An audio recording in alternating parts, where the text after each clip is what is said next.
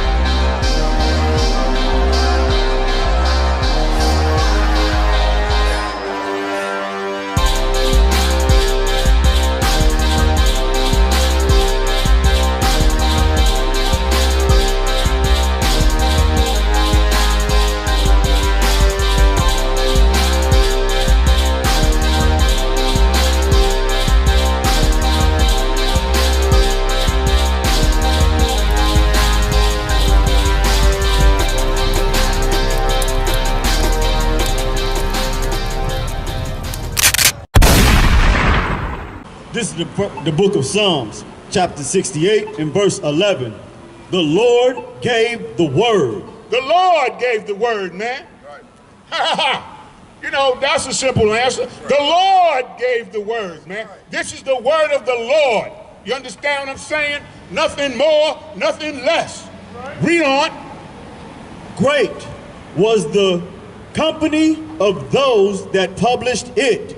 Great was the company of those, the people who were together, who published it, who wrote it, who taught it, who lived it. These brothers right here are the descendants, you understand, and those people that keep up that tradition today of publishing and living these scriptures out. Right. You understand, in the I.S.U.P.K and the Commander General Yohanna. That's right. Any more on that? Okay, let me have 2 Timothy 3 and 16. Now, everything that the Most High created had a purpose. Everything, like even if you want to get a little scientific, you can go into molecules and subatomic particles and all these kind of things, and you see the things that make those things up have a purpose within that thing. Right. So everything that the Most High created has a purpose. You understand what I'm saying? And you, blacks, Hispanics, and Native Indians, you have a purpose too. You understand what I'm saying? And your basic purpose is to serve the Lord. You understand? And rule over the earth. You understand? That's why you were made. You got that? Read, sir. This is the book of 2 Timothy, chapter 3 and verse 16. All scripture is given by inspiration of God.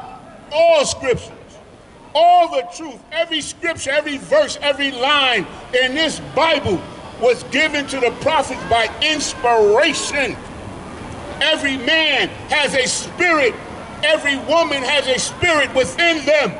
You understand? And like tomorrow's the Super Bowl. So you're going to be inspired to watch the Super Bowl. You're going to be inspired to root for your favorite team. Well, the Most High and these people inspired them to write this book. You understand? So that our people will know the truth. Read on. And is profitable for doctrine. It is profitable for doctrine. And we don't mean money. We don't mean that it's profitable for you to put some money in your pocket. That's not what it's talking about. It's talking about how you can live a wonderfully good life, a clean, holy life, meaning set apart. Holy means set apart from the heathen, the other nations who live filthy, and come up with all kind of ways to poison the way of life that you live. Yeah, you can't live righteous because we can't. So they have to spoil your life here on the earth. You understand? They have to cause you to become a homosexual. One of the things that I hate the most is that dressing like a whore has become fashionable in America. It's a damn shame. You understand what I'm saying? We know that our women are beautiful. We know what you look like. Nobody else is supposed to know. Supposed to cover it up. It's only for us. Blacks, Hispanics, and Native Indians. That's it. It ain't for nobody else. We ain't out here for nobody else. Any more on that? Read. For reproof, for correction, for instruction in righteousness. Instruct you, to reprove you. You understand? To correct you. so that you can know how to live on the planet Earth. That's what it's for. You understand what I'm saying? That is one of the reasons. There are as many words as in this Bible. That's how many reasons there are that the Most High gave us this book. That's right. You understand? But I'm going to give you a few more. Is that it on that? Think it's pertinent? Come on, give it to me. Verse 17, that the men of God be perfect. Ooh, read that again. That the men of God may be perfect. The men of God be perfect. What is perfect? We know what perfect means. Perfect means without flaws. That's right. Without any flaws. And how do we live perfect? How? What is perfect according to the Most High God? It's quite simple. Christ is the prime and the greatest example that ever lived of it, is that he never broke God's law. Right. That's what perfection is. Simply that. If you can live a life without breaking God's law, then you are perfect. Right. If you walk in the spirit of Christ and you're a black, Hispanic, and Native Indian, then you are perfect in the eyes of the Lord. You understand? The water for that. Any more on that? Give me our Titus 2 and 12. Listen, our people have been lied to for hundreds and hundreds of years. We were raised on lies, man. Like, I didn't even know how many lies I had been told, man, until I came to the I.S.U.P.K and the Commander General. That's right. Like, the lies that we've been told here in America are so far from the truth, it is astronomical. The gap between the truth and the lies is astronomical. Right. You understand what I'm saying? They have taught us nothing but lies. And Lord have mercy, that Christian church, they are the prime guilty party. Right. Sitting up there telling you these lies, telling you that Christ was a white man, when in the book of Revelations it tells you that he was a man who was so black that he was shiny like burnt brass. Right. You understand? But they sit up here, where you at? Where you at? Right there. They give you this homosexual, sexual deviant who slept with his sister. You can look it up. His father was Pope Alexander VI of Rome. His name is Cesar Borgia. And he was used, the Pope commissioned Michelangelo, or whatever the hell his name was, to change the image of Jesus from a black man to a white man. Right. You can look it up. It ain't nothing that's hidden that you can't find. And this is what we feel about him. That's it. Why was the Bible given to us? You understand? Read. Read. This is the book of Titus, chapter 2 and verse 12, teaching us that denying ungodliness and worldly lust, we should live soberly, righteously, and godly in the present world. In this world, we're supposed to live righteously, clean, lawfully. This world was meant to be a paradise. That's right.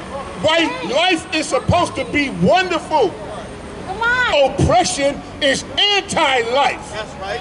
You understand? To oppress a people, to enslave a people. You understand what I'm saying? To monopolize the wealth of another nation is oppression. That's right. You understand? To take away their culture is oppression. That's right. And they've done all these things to us and more. Read it again from the top. This is the book of Titus, chapter 2 and verse 11. Verse 12, Salakia, teaching us that. Teaching us, blacks, Hispanics, and Native Indians. Us, not everybody. Read.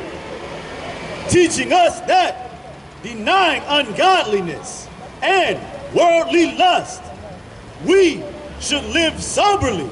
Worldly lust. What is worldly lust?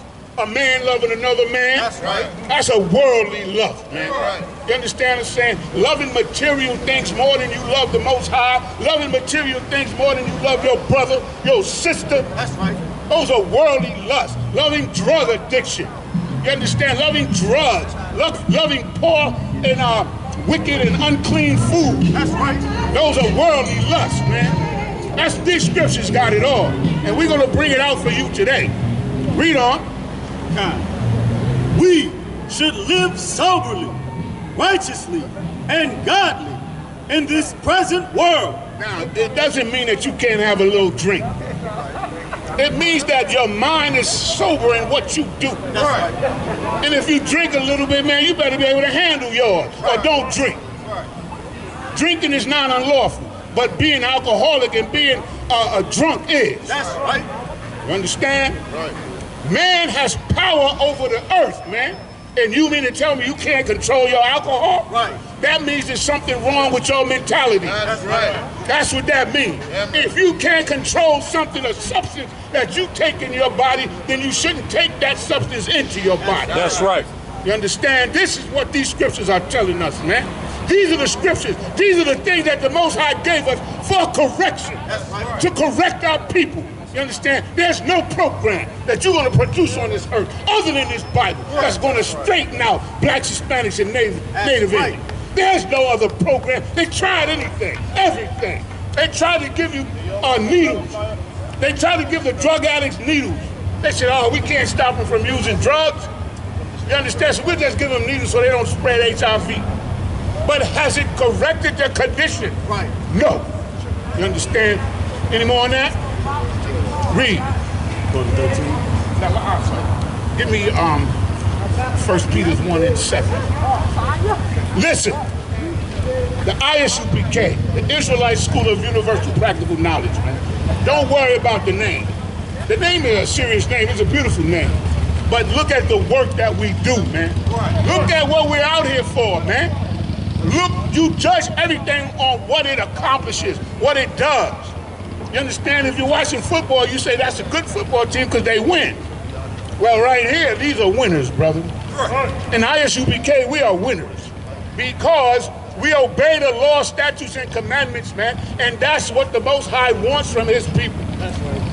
Obedience. Read. 1 and 7. Come. This is the book of 1 Peter, chapter 1 and verse 7. That the trial of your faith, being much more precious than gold. The trial. Life is a trial, man. Life is a trial. This is the trial. Like, the way you live your life shows the Most High what you really believe, what you cherish, what you love. The trial of this life, you understand, is the measuring stick by which you are measured by the Most High power. That's what it's talking about. Read on. God. That the trial of your faith, being much more precious than of gold that perisheth, through it be tried with fire, might be found unto praise and honor and glory at the presence of Jesus Christ. Without Christ, man, there's no glory, there's nothing. You understand? What it's telling you is that the way you live your life, and if you hold on to the faith and the truth that the Most High has given us, if you stand by and do the law, statutes, and commandments, man, your life will be glorious, man.